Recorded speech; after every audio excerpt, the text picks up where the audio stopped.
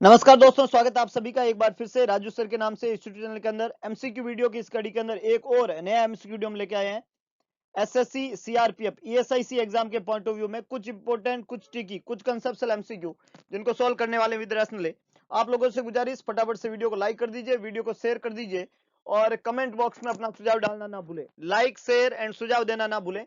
बेहतरीन MCQ session जिसकी शुरुआत करते हैं एक बेहतरीन क्लास के साथ में। आज के इस एमसीक्यू सेशन का सबसे पहला एमसीक्यू आप लोगों के सामने ये रहा।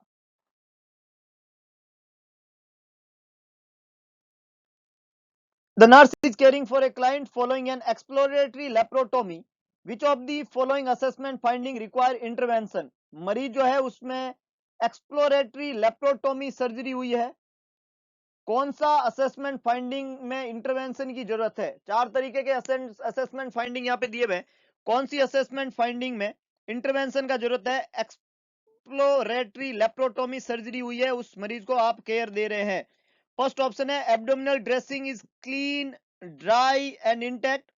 सेकंड है overly urine output 20 ml dark amber colour. Third है nasogastric tube output 15 ml is bile coloured. Last है IV infusing with no sign of infiltration. चार ऑप्शन यहाँ पे लिखे हुए हैं। केयर दे रहे हो, एक्सप्लोरेटरी लेप्रोटोमी सर्जरी हुई है, कौन सा असेसमेंट फाइंडिंग में इंटरवेंशन का रिक्वायरमेंट है? फटाफट से जवाब लिखिएगा, फटाफट से जवाब लिखिएगा। एक्सप्लोरेटरी लेप्रोटोमी कौन से फाइंडिंग में इंटरवेंशन का नीड है? बहुत बढ़िया, कुछ लोगों ने जवाब देने की कोशिश की है। एक्सप्लोरेटरी लेप्रोटोमी कौन सी फाइंडिंग में नीड है इंटरवेंशन का? बहुत बढ़िया, बहुत अच्छे, बहुत अच्छे। अबनॉर्मल अबनॉर्मल चीज पूछी है, मतलब जो एक्सप्लोरेटरी लेप्रोटोमी के पोस्ट ऑपरेटिव कंडीशन में अबनॉर्मल चीज क्या है? और करेक्ट आंसर यहाँ पे है बी, बिल्कुल बढ़िया, बी करेक्ट आंसर है। ओवरली यूरिन आउटपुट जो है वो 20 ml ये कम है। ओवरली यूरिन आउटपुट जो है वो 20 ml कम है। ये 20 ml ओवरली यूरिन आउटपुट जो है वो मरीज के अंदर नॉर्मली ये जो है वो 30 to 50 ml होना चाहिए। 30 से 50 ml के बीच में इसको मेंटेन करना है। अगर ये 20 ml है, मतलब 30 ml से कम है, ये कम है, तो एक्सप्लोरेटरी लेप्रोटोमी के बाद में ये फाइंडिंग जो है वो अबनॉर्मल है। ये फाइंडिंग अबनॉर्मल है। यूरिन आउटपुट जो है वो 30 to 50 ml होना चाहिए, होना चाहिए। इसके अलावा डार्क एम्बर कलर जो है वो इंडिकेट करता है कि मरीज जो है उसमें फ्लूइड इलेक्ट्रोलाइट सही नहीं है, डिहाइड्रेशन है, मरीज हाइड्रेशन सही नहीं है उसका, तो ये अबनॉर्मल फाइंडिंग है। ए, सी और डी जो है उसमें किसी इंटरवेंशन की जरूरत नहीं है। अगर ड्रेसिंग क्लीन है, ड्राई है, इंटैक्ट है, अगर nasogastric output 15 ml bile colour का है या कोई साइन इनफिल्ट्रेशन का नहीं है, तो ये नॉर्मल है, अबनॉर्मल नहीं है। तो बी ऑप्शन जो है वो अबनॉर्मल है, इसमें इंटरवेंशन का जरूरत है। ए, सी और डी तीनों ही खोटे जवाब है, ये नॉर्मल फाइंडिंग है, इसमें कुछ करने का जरूरत नहीं है। बहुत ही बढ़िया, बहुत ही शानदार। आगे लेके चलता हूं, नेक्स्ट देखिएगा, नेक्स्ट देखिए। A nurse is caring for a client following a colonoscopy in which conscious sedation was used. Initial assessment of the client revealed the following: BP 128/72, temperature 97, pulse 64, respiration 14, oxygen saturation 90%, Glasgow coma score 13. An IV of normal saline is infusing at 20 drop per minute. Which nursing intervention should receive priority? जवाब लिखिएगा। Assessment कर रहे हैं आप, initial assessment कर रहे हैं, colonoscopy वाले मरीज में कॉन्शियस सेडेशन यूज किया। बीपी 128/72 है, 97 टेम्परेचर है, 64 पल्स है, 14 रेस्पिरेशन है, सेचुरेशन 90% है और जीसीएस 13 है। नॉर्मल सेलाइन जो है वो 20 ड्रॉप पर मिनट से इन्फ्यूज कर रहे हो। कौन सा नर्सिंग इंटरवेंशन आप प्रायोरिटी पे रखेंगे? एनाल्जेसिक एडमिनिस्ट्रेट करेंगे, ऑक्सीजन स्टैंडिंग ऑर्डर के अंदर एडमिनिस्ट्रेशन करेंगे, ब्लैंकेट से मरीज को कवर करेंगे, आईवी फ्लूइड को डिसकंटिन्यू कर देंगे? जवाब लिखिएगा, जवाब लिखिएगा। कौन सा इंपॉर्टेंट इंटरवेंशन प्रायोरिटी के ऊपर रखेंगे आप वहां पे? इन सब डाटा के अंदर सबसे खास बात जो है, याद रखिएगा, इन सब डाटा में सबसे जो खास बात है वो है ऑक्सीजन का सैचुरेशन 90%, ये लो है। ऑक्सीजन का सैचुरेशन 90%, ये लो है, कम है। ऑक्सीजन सैचुरेशन अगर 90% है तो आपको ऑक्सीजन लगाने की जरूरत है। बी यहाँ पे करेक्ट आंसर है ना। बाकी सब डाटा सही है, टेम्परेचर सही है, बीपी सही है, पल्स सही है, रेस्पिरेशन सही है, ग्लासको कोमा स्कोर सही है, लेकिन ऑक्सीजन का सैचुरेशन 90% ये कम है, आपको तुरंत ऑक्सीजन लगाने की जरूरत रहेगी, ऑक्सीजन लगाने की जरूरत रहेगी। ए बी यहाँ पे करेक्ट आंसर है, ए सी और डी तीनों खोटे जवाब है। ए इनकरेक्ट है क्योंकि एनाल्जेसिक जो है उसको एडमिनिस्ट्रेशन करने की नीड यहाँ नहीं लग रही है। ऑप्शन सी इनकरेक्ट है क्योंकि टेम्परेचर जो है वो सेटिस्फैक्ट्री है मरीज का। और ऑप्शन डी इनकरेक्ट है क्योंकि ग्लासकोमा स्केल 13 जो है वो मरीज में मतलब नॉर्मल है, उसमें कुछ करने का जरूरत नहीं है, आईवी फ्लूइड को डिसकंटिन्यू करने की जरूरत नहीं है। तो बी यहाँ पे इंटरवेंशन काम में लेना है क्योंकि सैचुरेशन ही कम है, बाकी कोई प्रॉब्लम इस मरीज में लग नहीं रही है, इसलिए सैचुरेशन का इंप्रूवमेंट कैसे होगा, ऑक्सीजन एडमिनिस्टर करने से। बहुत ही बढ़िया, बहुत ही शानदार, आगे लेके चलता हूं। नेक्स्ट देखिएगा, नेक्स्ट देखिएगा क्वेश्चन, फिजिशियन ने प्रिस्क्राइब किया फिनार्गन, ब्रांड नेम है प्रोमेथाजिन नाम से दवाई आती है, और साथ में कोडीन प्रिस्क्राइब किया प्लूरिसी वाले मरीज को। नर्स रिकॉग्नाइज करती है कि दवाई ऑर्डर की गई है ना, दवाई का क्या इफेक्ट है, मतलब प्रोमेथाजिन दवाई विद कोडीन दिया गया है प्लूरिसी वाले मरीज को। तो आप एज ए नर्स जो है ये मेडिकेशन ऑर्डर जो हुई है, तो एज ए नर्स आप क्या समझते हैं ये दवाई क्यों ऑर्डर की गई है, दवाई का पर्पज क्या है? Expectorant effect, anti inflammatory property, anti tussive effect, ability to relieve pain. क्या कारण था इस दवाई को प्रिस्क्राइब करने का? फिनार्गन के साथ में कोडीन, फिनार्गन के साथ में कोडीन। अगर आपको जरा सा भी पता है कोडीन दवाई जो होती है, वेरी गुड, कॉफ सिरप में यूज करते हैं, इसका मतलब ये दवाई एंटी ट्यूसिव मेडिकेशन है। कैसी दवाई है, कैसी दवाई है? एंटी ट्यूसिव, एंटी ट्यूसिव मेडिकेशन जो होती है वो कफ से रिलीव करने में मदद करती है। सी करेक्ट आंसर है, एंटी ट्यूसिव इफेक्ट रहेगा, एंटी ट्यूसिव इफेक्ट रहेगा कोडीन का, साथ में फिनार्गन दे रहे हैं, फिनार्गन के साथ में कोटीन, एंटी ट्यूसिव इफेक्ट है दवाई का। और एज ए नर्स आपने रिकॉग्नाइज कर दिया ये मेडिकेशन क्यों ऑर्डर की गई है, खांसी को कम करने के लिए। सी करेक्ट आंसर है, एक्सपेक्टोरेंट, एंटी इंफ्लेमेटरी और पेन रिलीव के लिए दवाई काम नहीं करेगी। ए बी और डी तीनों ही खोटे जवाब है, ए बी और डी तीनों ही खोटे जवाब है, सी बिल्कुल करेक्ट आंसर है। बहुत ही बढ़िया, बहुत ही शानदार, आगे लेके चलता हूं। नेक्स्ट देखिएगा, नेक्स्ट देखिएगा,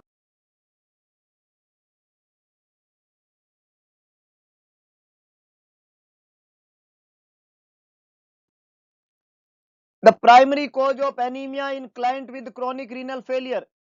सीकेडी का मरीज है, सीआरएफ का मरीज है, क्रोनिक रीनल फेलियर का मरीज है, उसमें प्राइमरी कॉज क्या है एनीमिया का? क्रोनिक रीनल फेलियर वाले मरीज में एनीमिया का प्राइमरी कॉज क्या है, ये पूछा गया है। सीआरएफ वाले मरीज में एनीमिया क्यों होता है? Urinary loss of red blood cell, lack of erythropoietin, alert alteration in the shape of the RBC, decrease in iron store. Anaemia, chronic renal failure वाले मरीज में एनीमिया का प्राइमरी कोज क्या है? जवाब लिखिए, जवाब लिखिएगा, जवाब लिखिएगा। सीआरएफ, किडनी, किडनी बनाती है एरिथ्रोपोइटिन, और एरिथ्रोपोइटिन हार्मोन जो है ब्लड सेल के फॉर्मेशन में मदद करता है। सीआरएफ वाले मरीज में, रीनल फेलियर वाले मरीज में एरिथ्रोपोइटिन हार्मोन नहीं बनेगा, उसकी डेफिशिएंसी रहेगी। बी यहाँ पे बिल्कुल करेक्ट आंसर है, एरिथ्रोपोइटिन हार्मोन की डेफिशिएंसी की वजह से क्रोनिक रीनल फेलियर वाले मरीज में एनीमिया डेवलप होता है, due to the lack of erythropoietin. B बिल्कुल करेक्ट आंसर है, ए सी और डी तीनों ही खोटे जवाब है, ए सी और डी तीनों ही खोटे जवाब है। बहुत ही बढ़िया, मैक्सिमम लोगों ने बिल्कुल सही जवाब दिया है, बहुत ही शानदार। आपको समझना पड़ेगा कि अपना जो किडनी का जीजे एपरेटस है वो एक हार्मोन बनाता है एरिथ्रोपोइटिन, और एरिथ्रोपोइटिन हार्मोन आरबीसी के फॉर्मेशन में मदद करती है। एरिथ्रोपोइटिन नहीं होएगा तो आरबीसी नहीं बनेगी, और आरबीसी नहीं बनेगी तो एनीमिया होगा, और एनीमिया होगा तो मरीज में एनीमिया के सिम्टम आएंगे। तो बी यहाँ पे करेक्ट आंसर है, लैक ऑफ एरिथ्रोपोइटिन। ए सी और डी तीनों ही खोटे जवाब है, ए सी और डी तीनों ही खोटे जवाब है। बहुत ही बढ़िया, बहुत ही शानदार, आगे लेके चलता हूं। नेक्स्ट देखिएगा, नेक्स्ट देखिएगा, novel nursing institute. Play store पे जाइए, सिंपल सा काम करना है, टाइप करना है नोवल नर्सिंग इंस्टीट्यूट। इस लोगो के साथ में एक ऐप दिखेगा आपको, नोवल नर्सिंग इंस्टीट्यूट का ये ऐप है, इंस्टॉल कर दीजिए, रेटिंग दे दीजिए सेटिंग में जाके ऐप को, और उसमें अपना सुझाव जरूर दे। ये जो ऐप है वहां पे आपको इन फ्यूचर कुछ वीडियो लेक्चर्स और टेस्ट सीरीज वहां पे आएगी। इसके अलावा इस ऐप के ऊपर आपको पूरा कोर्स सिलेबस जो है वो प्रोवाइड किया जाएगा। तो बस आपको ऐप को इंस्टॉल कर देना है ताकि इन फ्यूचर आप नोबल के संग ऑनलाइन स्टडी मटेरियल से जुड़ सके, ऐप बहुत आसान है, प्ले स्टोर पे नोबल नर्सिंग इंस्टीट्यूट टाइप करें, लोगो दिखेगा, ऐप को इंस्टॉल कर दीजिए। 5 स्टार रेटिंग वाला ऐप आपके सामने रहेगा, वहां पे आप उसको इंस्टॉल करके नोबल के सम ऑनलाइन स्टडी मटेरियल से जुड़ जाइए। इसके अलावा ऑफलाइन नोबल नर्सिंग इंस्टीट्यूट की offline classes doctor MD sir के द्वारा संचालित है इंस्टीट्यूट, जिसकी ऑफलाइन क्लासेस शुरू हो चुकी है। एड्रेस बहुत सिंपल है, लहरिया स्वीट होम के सामने, भगत की कोठी, न्यू पाली रोड, जोधपुर।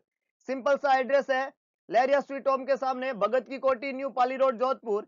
आप इस एड्रेस पे पहुंच जाइए। ऑफलाइन क्लासरूम स्टडी शुरू हो चुकी है, इवनिंग बैच 2:30 बजे से चल रहा है, तो जुड़ जाइए नोबल के संग। ऑनलाइन और ऑफलाइन दोनों प्लेटफॉर्म खुले हैं और अपने भविष्य निर्माण की तरफ बढ़ जाइए। इन्हीं सूचनाओं के साथ में आगे बढ़ता हूं। नेक्स्ट एमसीक्यू, नेक्स्ट देखिएगा, नेक्स्ट देखिएगा। The physician has prescribe levodopa for a client with Parkinson's disease. Parkinson's की बीमारी है मरीज को, लीवोडोपा दवाई जो है वो प्रिस्क्राइब की फिजिशियन ने। एज ए नर्स आप क्या समझेंगे? फर्स्ट है, tell the client that the medicine will not be absorb if it is taken with food. दवाई के साथ में लिया तो दवाई एब्जॉर्ब नहीं होगी। Explain that monthly lab work will be needed while the client is taking the medication. जब मरीज दवाई ले रहा है तो उसको monthly lab work carried out करना पड़ेगा। Tell the client that the medication will be needed only until the symptom disappear. जब सिम्टम डिसअपियर होंगे तभी दवाई जो है वो उसकी नीड रहेगी। और लास्ट है, instruct the client to rise slowly from the sitting position. Sitting position से मरीज को धीरे उठना होता है, ये मरीज को इंस्ट्रक्ट करेंगे। कौन सी चीज जो है वो आप मरीज को इंस्ट्रक्ट करेंगे? एज ए नर्स आप क्या करेंगे वहां पे? फटाफट से जवाब लिखिएगा, फटाफट से जवाब लिखिएगा,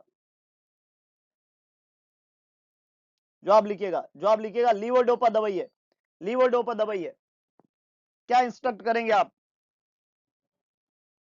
विद फूड लेना, लैब टेस्ट का जरूरत है, सिम्टम डिसअपियर होंगे तब तक दवाई चाहिएगी, या धीरे उठना है सिटिंग पोजीशन में?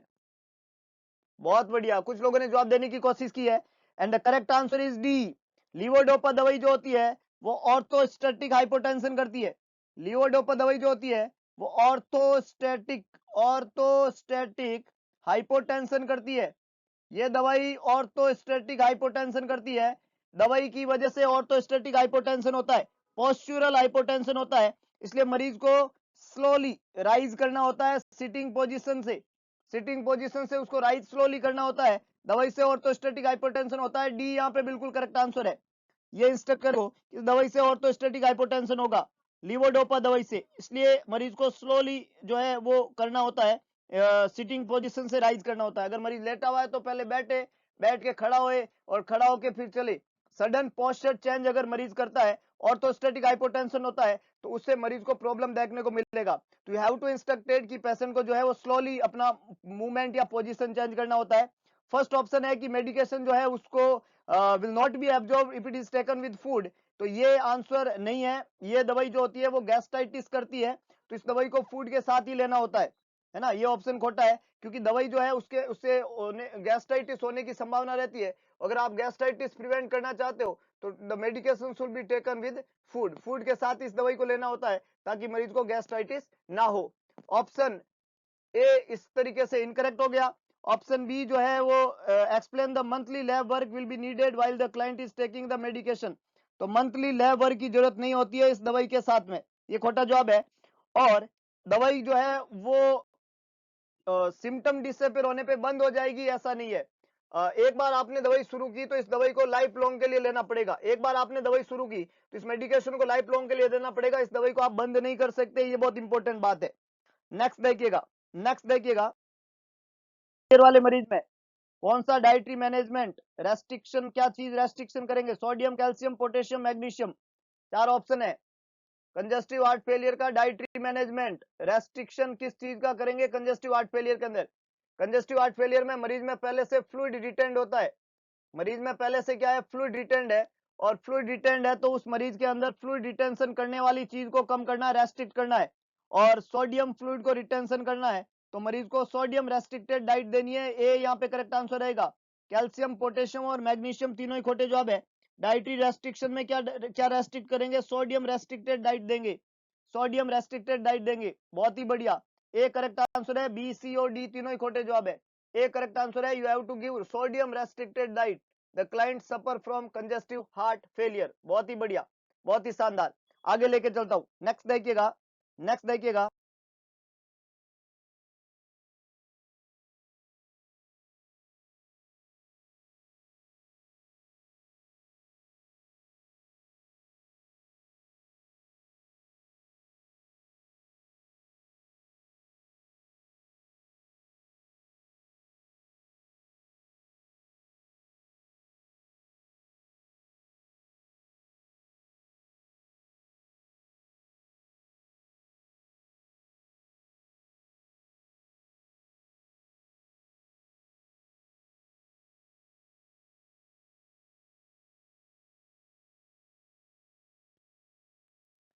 The physician has ordered diuretic therapy and fluid restriction for a client admitted with a stroke. Stroke वाले मरीज के अंदर डायूरेटिक थेरेपी आप वहां पे काम में ले रहे हैं, फ्लूइड का रेस्ट्रिक्शन किया है, स्ट्रोक का मरीज है, डायूरेटिक थेरेपी दे रहे हैं, फ्लूइड रेस्ट्रिक्ट कर दिया है। The nurse knows that the diuretic therapy and fluid restriction are ordered during the acute phase of a stroke. Diuretic therapy और फ्लूइड रेस्ट्रिक्शन स्ट्रोक वाले मरीज में एक्यूट फेज के अंदर देते हैं, है ना। नर्स जानती है कि डायबिटिक थेरेपी और फ्लूइड रेस्ट्रिक्शन स्ट्रोक वाले मरीज में एक्यूट फेज में देते हैं। क्यों? To reduce cardiac output, to prevent embolus, to reduce cerebral oedema, to minimize incontinence. चार ऑप्शन यहाँ पे लिखे हुए हैं। कार्डियक आउटपुट को रिड्यूस करने के लिए, एम्बोलस को प्रिवेंट करने के लिए, सेरिब्रल एडिमा को रिड्यूस करने के लिए, इनकॉन्टिनेंस को मिनिमाइज करने के लिए। क्यों दिया जाता है एक्यूट फेज के अंदर स्ट्रोक वाले मरीज में फ्लूइड का रेस्ट्रिक्शन क्यों किया जाता है? स्ट्रोक वाले मरीज में फ्लूइड रेस्ट्रिक्शन क्या कारण हो सकता है भाई? रीनल फेलियर वाले में तो हमें पता फ्लूइड रिटेन कर, स्ट्रोक का मरीज है, फ्लूइड रेस्ट्रिक्शन क्यों किया जा रहा है? जबकि उसको डायबिटिक थेरेपी और फ्लूइड रेस्ट्रिक्शन किया, तो फ्लूइड रेस्ट्रिक्शन क्यों किया स्ट्रोक वाले मरीज में, और डायबिटिक क्यों दिया जा रहा है एक्यूट फेज के अंदर? बहुत बढ़िया, देखिएगा स्ट्रोक का कॉम्प्लिकेशन होता है सेरिब्रल एडिमा। स्ट्रोक का कॉम्प्लिकेशन क्या होएगा? Cerebral oedema. तो सेरिब्रल एडिमा नहीं होने देना है, सेरिब्रल एडिमा को प्रिवेंट करना है, तो हमें रिड्यूस करना है, सेरिब्रल एडिमा को प्रिवेंट करना है सेरिब्रल एडिमा को, इसलिए फ्लूइड को रेस्ट्रिक्ट करना पड़ेगा। सी बिल्कुल करेक्ट आंसर है, सी बिल्कुल करेक्ट आंसर है। फ्लूइड का रेस्ट्रिक्शन और डाययूरेटिक, हम ना तो कार्डियक आउटपुट को रिड्यूस करना चाहते हैं, ना एम्बुलेंस को प्रिवेंट करना चाहते हैं, ना इनकॉन्टिनेंस को मिनिमाइज करना चाहते हैं। ये हमारा ऑब्जेक्टिव नहीं है। स्ट्रोक वाले मरीज में सेरिब्रल एडिमा ना हो, इसके लिए हम क्या करते हैं? फ्लूइड रेस्ट्रिक्ट करते हैं। बहुत ही बढ़िया, बहुत ही शानदार। आगे लेके चलता हूं, नेक्स्ट देखिएगा, नेक्स्ट देखिएगा। The nurse is caring for a client with esophageal cancer. The client's history will likely reveal. मरीज को केयर दे रही है जिसको क्या है? इसोफेजियल कैंसर है। मरीज को क्या है? इसोफेजियल कैंसर है। कौन सी हिस्ट्री रिवील कहेगी वहां पे? कौन सी हिस्ट्री मिलेगी इसोफेजियल कैंसर वाले मरीज में? Diet high in fibre, presence of gastroesophageal reflux, occasional use of alcohol, diet low in fat. चार ऑप्शन लिखे हुए हैं। इसोफेजियल कैंसर मरीज को हो सकता है, उसको केयर दे रहे हो, कौन सी चीज आप रिवील करेंगे? क्या चीज वहां पे आपको मिलेगी इसोफेजियल कैंसर होने की संभावना? जवाब लिखिएगा।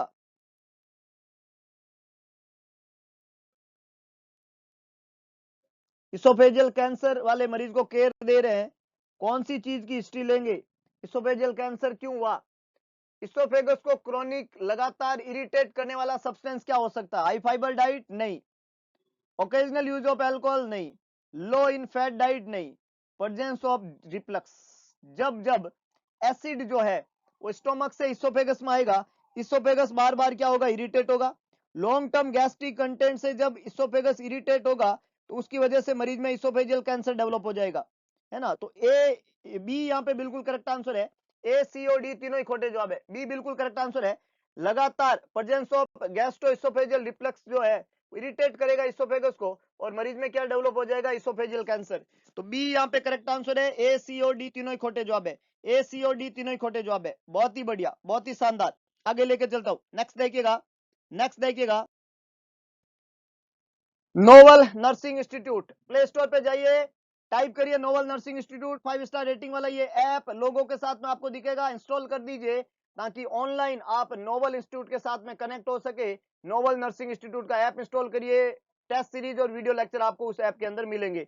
और दूसरा काम आपको करना है, ऑफलाइन क्लासरूम स्टडी स्टार्ट हो चुकी है नोवल नर्सिंग इंस्टीट्यूट की, लहरिया स्वीट होम के सामने, भगत की कोठी, न्यू पाली रोड, जोधपुर। इवनिंग बैच शुरू हो चुका है, 2:30 बजे से बैच का टाइमिंग है। क्या करना है? कुछ नहीं करना है, नोवल टीम के साथ जुड़ जाना है और नोबल टीम आपको अपने बेहतरीन भविष्य की तरफ ले जाने की पूरी कोशिश करेगी। ऑनलाइन और ऑफलाइन दोनों प्लेटफॉर्म है, बस जुड़ जाइए और एक बेहतरीन भविष्य निर्माण की तरफ बढ़ जाइए। तो इन्हीं सूचनाओं के साथ में आज का ये एमसीक्यू सेशन यहाँ पे खत्म होता है। अगर आपको वीडियो पसंद आए तो लाइक करें, शेयर करें, कमेंट बॉक्स में अपना सुझाव जरूर डालें और इसका लिए एक काम करें। भगवान कृष्ण ने कहा था कि सारथी बने, स्वार्थी ना बने। तो दिखा दीजिए सारथीपन, कर दिखाइए ऐसा कि दुनिया करना चाहिए आपके जैसा। अगर आप बेहतरीन कर रहे हैं तो आप एक बेहतरीन प्लेटफॉर्म पे है, तो बस आप जारी रखिए और अपने आप को इस बेहतरीन प्लेटफॉर्म से जोड़ के एक बेहतरीन भविष्य निर्माण की तरफ बढ़ जाइए।